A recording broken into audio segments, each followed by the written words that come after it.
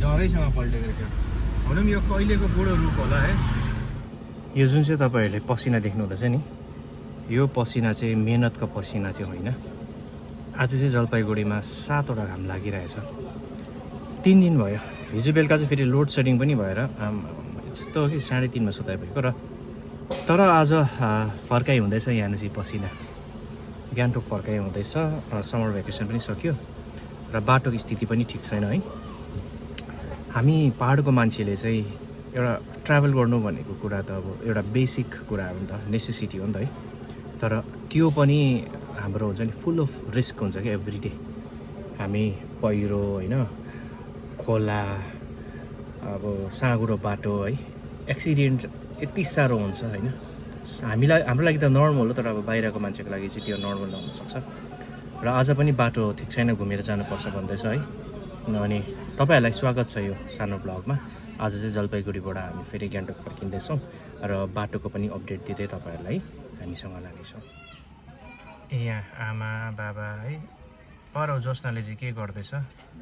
ए आमाले दिनुभएछ नानीको बोतलहरू, सामानहरू फेरि त्यस्तै हुन्छ नि त, भक्कु हुन्छ सामानहरू हो। गरामले चाहिँ बाबा पनि पिटी बासमै हुनुहुन्छ।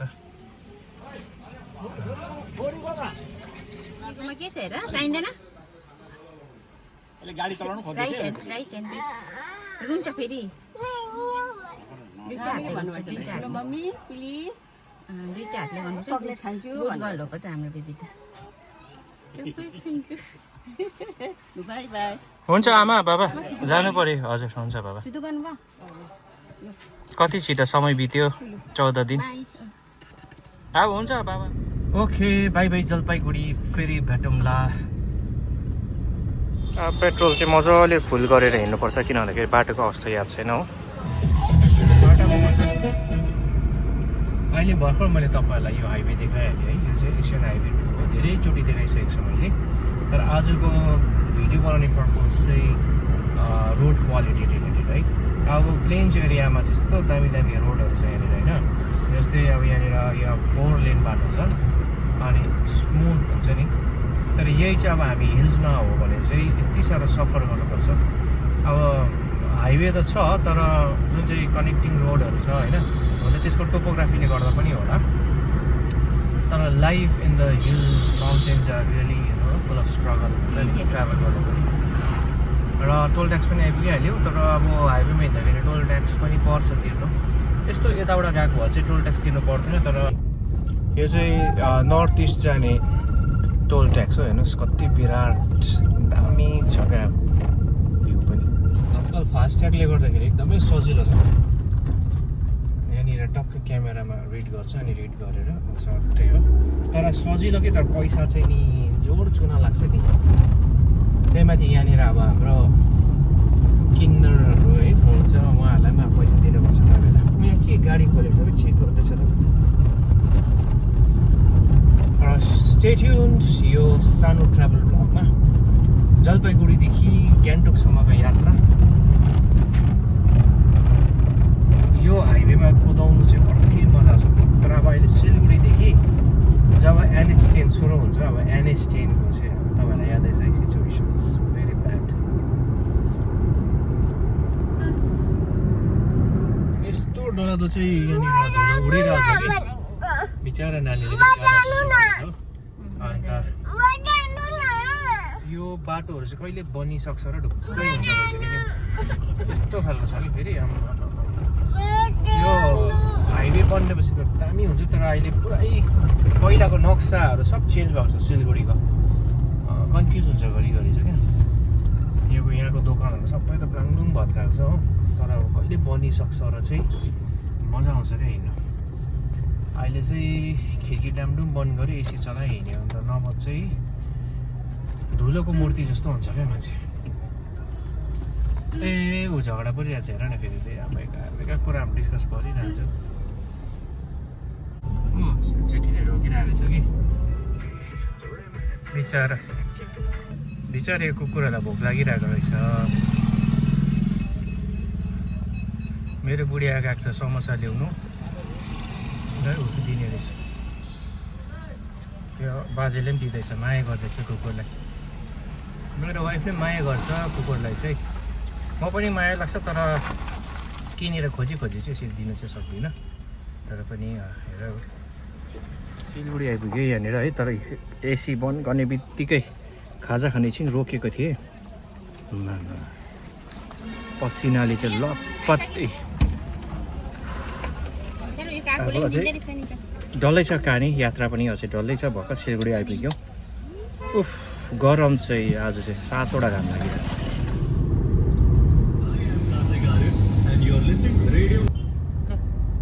कस्तो डरलाग्दो पहिरो गएर चाहिँ यहाँनिर पनि यता माथिपट्टि हेर्न सक्नुहुन्छ तपाईँले हो यहाँनिर लाइफ चाहिँ यस्तो रिस्क फुल अफ रिस्क क्या आजकल फेरि सुक्खा पहिरो हुन थालेको छ कि अब यहाँ रोड पनि दामै भत्केको रहेछ नि त फेरि यहाँ तल हो अन्त आजकल चाहिँ पानी नपरी पनि सुक्खा पहिरो पनि झर्दैछ पुरा NH10 को पनि लाइफ बेसी छैन अब त्यही माथि अब यो ट्रेन हिँड्नु थालेपछि त झन् भाइब्रेसन भएर कस्तो प्रलय नै आउँछ होला नि अब अहिले नै त्यस्तो भइसक्यो तर पनि ज्यान जोखिममा राखेर पनि हामी हिँड्नै पर्छ किन भन्दाखेरि यात्रा चाहिँ एउटा जीवनको बहुत इम्पोर्टेन्ट पार्ट हो र हामी कालिम्पोङ विशेष सिक्किमको मान्छेहरूलाई चाहिँ यो NH10 नहिँड्ने फेरि केही उपाय नै छैन क्या आउँदो दिनहरूमा अब केही गभर्मेन्टले नयाँ स्किम अल्टरनेटिभ हाइवेहरू लिएर आउनु एकदमै जरुरी छ जस्तो लाग्छ मलाई चाहिँ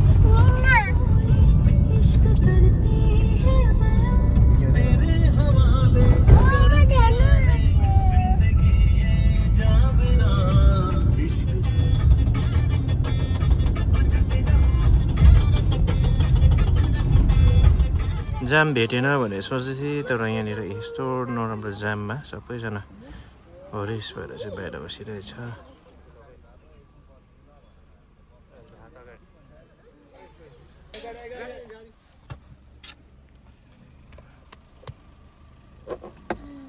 जाममा फस्यो अब यो ड्रागन फ्रुट खानुपर्छ यहाँनिर ए ड्रागन फ्रुट खाएको बिबी तिमीले दामी हुन्छ कस्तो हुन्छ अरे दामी हुन्छ सिधै खाँदा भइहाल्छ नि खाऊ म त्यहाँ आउँछ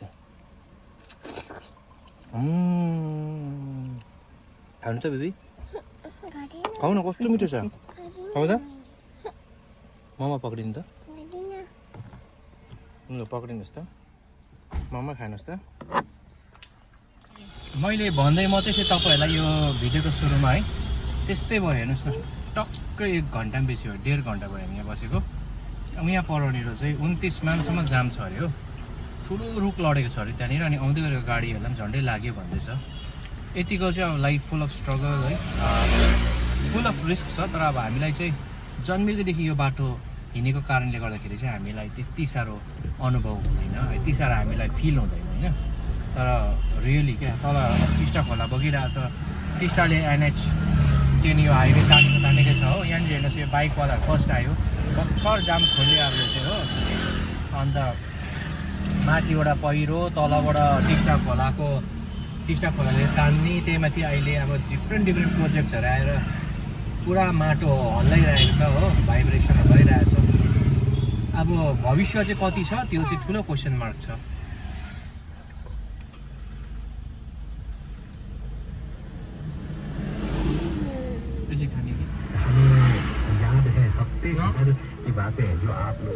यहाँनिर ग्लाङलुङ बनाएको छ यहाँनिर यतापट्टि राइटपट्टि हेर्नुहोस् यो तारहरू हो यहाँनिर कत्रो रुख लडेको रहेछ नि त यसरी यहाँनिर जरैसँग पल्टेको रहेछ भनौँ यो कहिलेको बुढो रुख होला है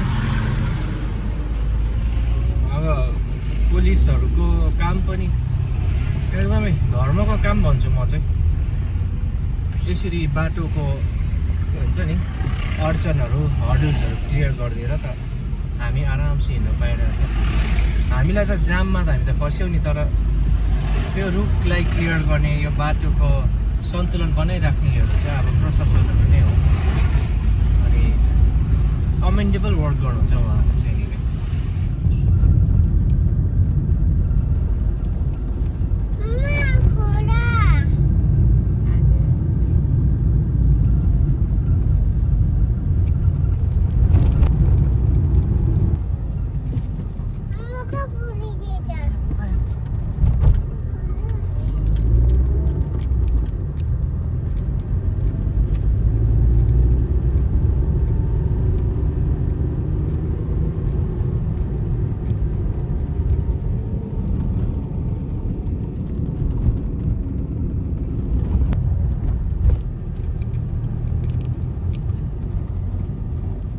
यतानिर पनि जेसिबी चल्दैछ हो बाटो चाहिँ योपालि चाहिँ खतमै भएको छ रेलवेको त्यो जोड्न आँटेको छ हामी चाहिँ डुगा भएर जाँदैछौँ यो 21 माइलको बाटो खराब भएको कारणले गर्दाखेरि अनि यहाँ देख्न सक्नुहुँदैछ सबै गान्तोकको गाडीहरू चाहिँ यसरी घुमेर जानु पर्दैछ हो अनि यो चाहिँ हरेक वर्षको कहानी हो क्या एक वर्षको मात्रै कहानी होइन यो चाहिँ यतैबाट होला चाहिँ डुगा गान्तोक जाने है यहाँबाट चाहिँ टर्निङ रहेछ ढुगाको चाहिँ बाटो पनि राम्रो छ भन्दैछ भन्नु त ए पुलिसहरू पनि रहेछ नि त ए अघि यहीँ पुग्थ्यो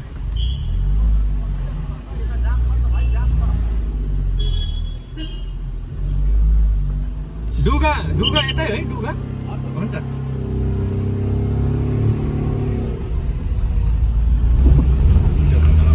डुगा भनेर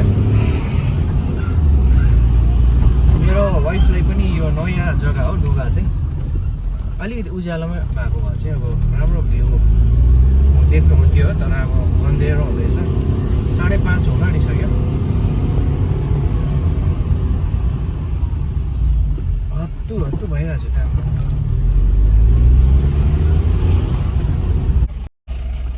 कस्तो यो बाटो पनि खराब छ नि हो सानो बाटो हो जाम त्यस्तै छ फेरि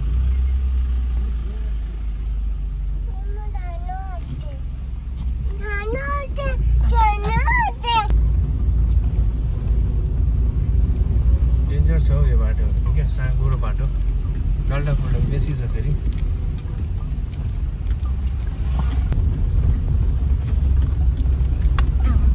पानी झरेको हेर्नुहोस् न त्यहाँ फेरि हो बाटो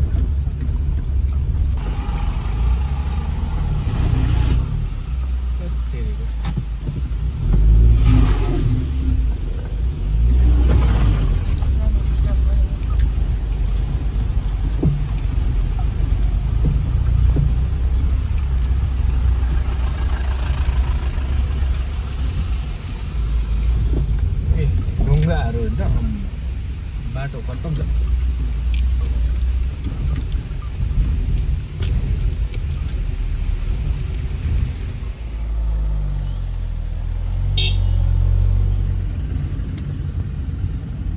रानी पुल पनि आइपुगाइ भयो बल्ल बल्ल 7 बज्न आँट्यो अन्त आज यति साह्रो ढिलो भयो बाटोले गर्दाखेरि बज्दाखेरि यहाँ के टटाइसक्यो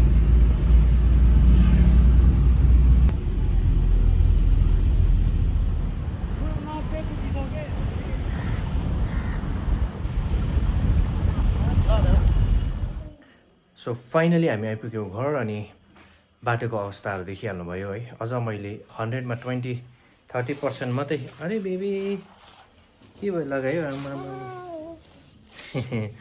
20-30% मात्रै बाटोको स्थितिहरू मैले देखाएको तपाईँलाई है अन्त यहाँ पछाडि हेर्नुहोस् पुरा रुमहरूको पनि हालत त्यस्तो छ यहाँतिर चेपचापतिर मैलाहरू होइन किन भन्दाखेरि चाहिँ अब हामी गान्तोक छोड्दैछौँ र किन भन्दाखेरि त्यसको फेरि अब अर्को भिडियोमा म भन्नेछु है एनिवे अन्तसम्म भिडियो हेर्नुमा धन्यवाद छ अर्को भिडियोमा फेरि भेटौँला टिल देन बाई बाई